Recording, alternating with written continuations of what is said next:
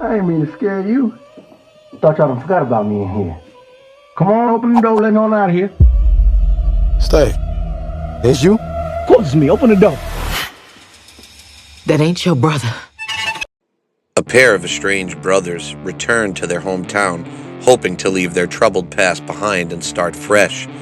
As they try to rebuild their lives, old grudges, buried secrets, and dangerous temptations begin to resurface around them. The community they once knew becomes a pressure cooker of loyalty, betrayal, and moral compromise.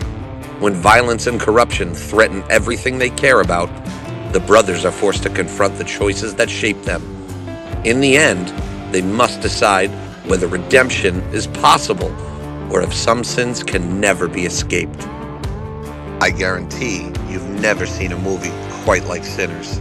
I would call it a 60% horror film, a 20% drama film, a 10% musical, and a 10% historical statement on morality.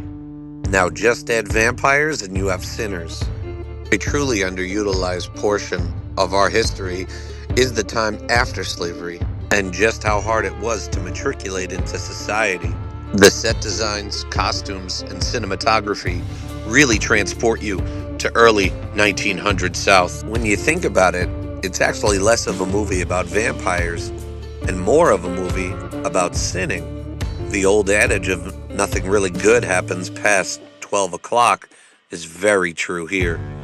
Ryan Coogler continues to shine and reminds us all why he is our generation's Spike Lee. Probably our most prolific voice in black film. Quite frankly, this movie should sweep the Oscars and really mark its claim as one of the best movies ever made. The entire vibe of the film reeks of authenticity. Just a warning, it's violent, it's gory, and it's non-relenting. Very much like the South was in the early 1900s. The choreographed musical sequence right before the end of the film is one of the most beautiful things I've ever seen. A great cast with absolutely outrageous performances by Delroy Lindo and Michael B. Jordan. So go see Sinners today.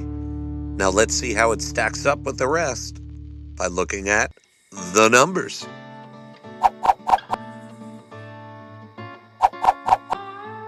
I give Sinners a 5 out of 5 for acting, a 5 out of 5 for cinematography, a 5 out of 5 for writing and screenplay, a 4 out of 5 for box office and appeal, and then a 5 out of 5 for practical effects or CGI. That gives Sinners an absolutely whopping 24 out of 25 burritos, making it to my list for the top 5 movies of 2025. I really hope you enjoyed my 5 best films of 2025. In our next episodes, we're going to completely pivot and go decade by decade for the top 25 films. Our first list dropping next week will be the top 25 films prior to 1960. You just got a dab of hot sauce on this burrito we call life. Don't forget to like and subscribe. And as always, this has been the Burrito Critique.